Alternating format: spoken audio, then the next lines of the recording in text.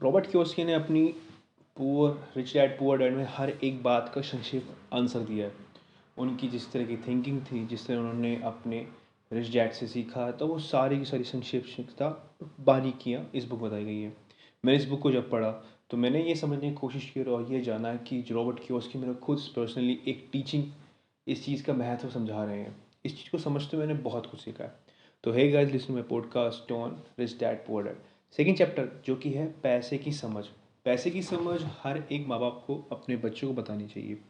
पैसे के मामले में माँ बाप का मानना ये होता है कि बच्चा पढ़ लिख ले, एक अच्छे कॉलेज में जा ले, अच्छी डिग्री हासिल कर ले तो उसकी इनकम ज़रूर बढ़ जाएगी, क्योंकि वो एक ऐसी कंपनी में लगेगा जहाँ उसका प्रमोशन होना उसके काम के तरीके और इसकी डिग्री के हिसाब से बढ़ता रहेगा।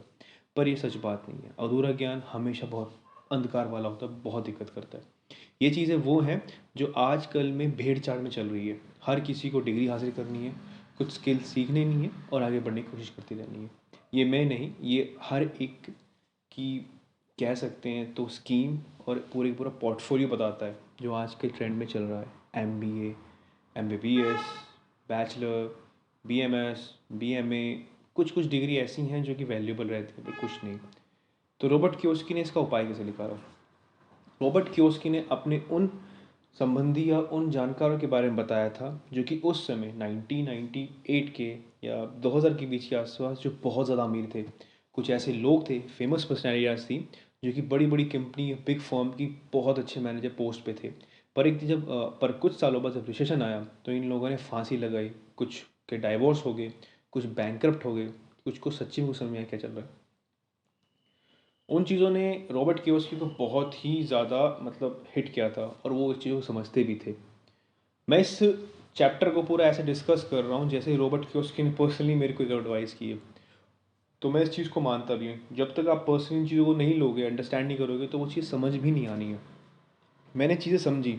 उन्होंने ये बताया था कि जिस परिस्थितियों में उन्होंने चीज़ों को वो बैंकरप्ट हुए, उन्होंने फांसी लाई, कुछ भी करा, वो परिस्थितियाँ आज भी अमल हैं, वो चीज़ें चलती आ रही हैं। हो सकता है कुछ ऊपर नीचे हो, बट वो सिचुएशन आज भी ज़िंदा है। रिसेशन हो रही हैं, काम धंधे काफ़ी कम हैं और हो सकता है कि कुछ चीज़ें बुरी भी हो सकती हैं। बट इसका मतलब ये नहीं कि आप गिव अप ही कर दो।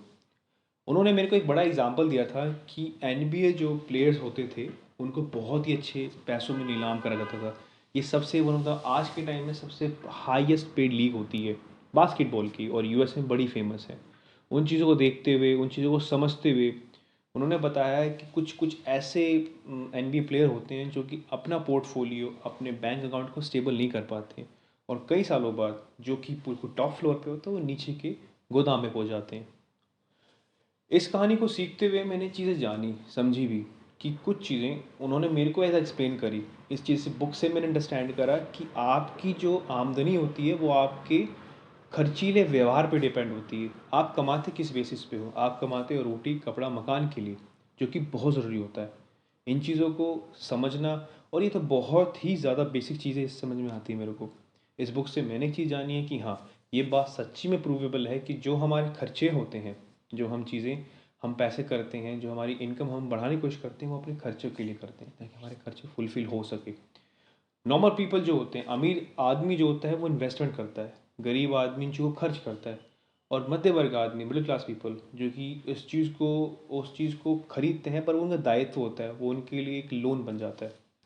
अमीर डैडी ने रोबोट कियोस्की को बहुत अच्छी चीज़ सिखाई थी, उनके दोनों को, माइक और उसको दोनों को, कि उन्होंने उन्होंने एक टैबलर फॉर्म में बताया। उन्होंने चार चीज़ें बांटी। एक थी आय, एक संपत्ति, एक दायित्व और व्यय।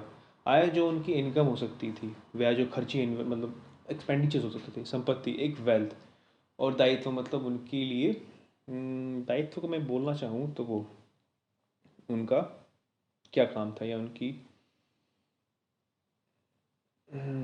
जिम्मेदारी।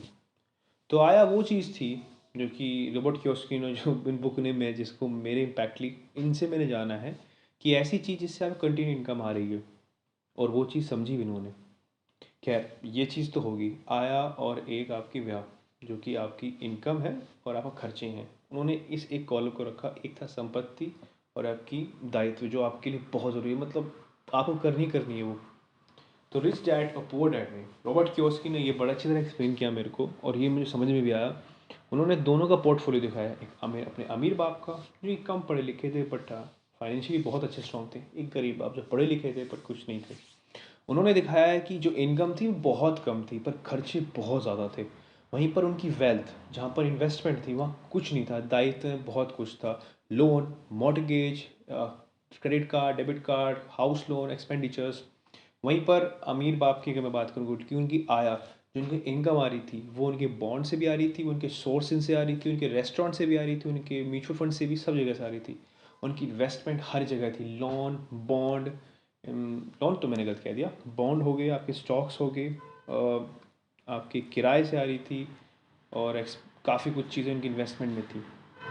तो ये चीज़ें उन्होंने सिखाई, इस चीज़ को मैंने भी सीखा। ये सिंपल है। उन्होंने बोला कि मेक अ स्टेटमेंट इन अ किस फॉर्म, मतलब कीप इट सिंपल स्टूपिड, जितना हो सके उसको सिंपल बनाने की कोशिश कीजिए। अगर आपके खर्चे आपको कम करने हैं तो सेव करिए। अमीर वही बनता है जो अपने आप को कंट्रोल कर सके, इन चीज़ों के लिए पैसे बचा सकता है। हर किसी के पास पैसा रहते हैं। रॉबर्ट कियोस्की ने इस चीज़ को भी एक्सप्लेन किया था कि उनके समय में काफ़ी लोग अमीर बने थे और वो इस चीज़ से बहुत परेशान थे, क्योंकि जो पैसे आपके पास आते हैं वो लिटरली में आपका व्यवहार बताता है। और ये कहावत भी है, काफ़ी लोगों को सुनते भी, मैं भी इस चीज़ को मानता हूँ कि जब आपके हाथ पैसे आते हैं तो आपको असली रूप दिखाता है कि आप कैसे हो। इस चीज़ को समझने के लिए मैंने बहुत सारी चीज़ें अंडरस्टैंड करी, काफ़ी कुछ चीज़ें समझी, कुछ चीज़ें मैंने ध्यान लगाई, और कुछ चीज़ों को मैंने माना भी और आगे भी मानता रहूँगा। और इस पूरे के पूरे चैप्टर में मैंने एक चीज़ अंडरस्टैंड करी और मैं इसको मानता भी हूँ कि अमीर लोग पैसा इन्वेस्ट करते हैं, गरीब लोग उसे खर्च करते हैं, और मिडिल क्लास पीपल उसको ऐसा इन्वेस्ट करने की सोचते हैं पर वो उसके लिए एक एक्सपेंडिचर होता है। वो चीज़ें लोन भरने में, डेबिट कार्ड भरने में, इंश्योरेंस टैक्स, हाउस टैक्स, काफ़ी सारे टैक्स भरने में, फलाना ढिमकाना, सब चीज़ करते हैं। पर क्या लगता है, सो एज एन लिसनर्स मैं आपसे बस यही कहना चाहूँगा कि हाँ, अपना पोर्टफोलियो बढ़ाइए, अपनी इन्वेस्टमेंट का ध्यान रखिए। कौन सी चीज़, इन्वेस्टमेंट वही है जो आपकी जेब में पैसे डाले, ना कि आपसे जेब से निकाले। और आपके लिए एक सवाल, शायद हो सकता है आपको पता भी हो बुक पढ़ के, जो कि बड़ा फेमस हुआ था इस बुक से, कि क्या घर लिटरे में आपकी इन्वेस्टमेंट है या आपका एक्सपेंडिचर। मेरी इंस्टाग्राम आईडी है as.hutosh9889998। उस पर जाके आप आंसर दे सकते हैं, या फिर जो भी आपको इंटरेस्टिंग लगे आप मेरे से बात कर सकते हैं। और जोशीमठ में क्या हुआ, क्या चीज़ है, उस चीज़ को जानने के लिए मेरा पहला का पॉडकास्ट ज़रूर सुनिए आपके। और thank you so much, thank you.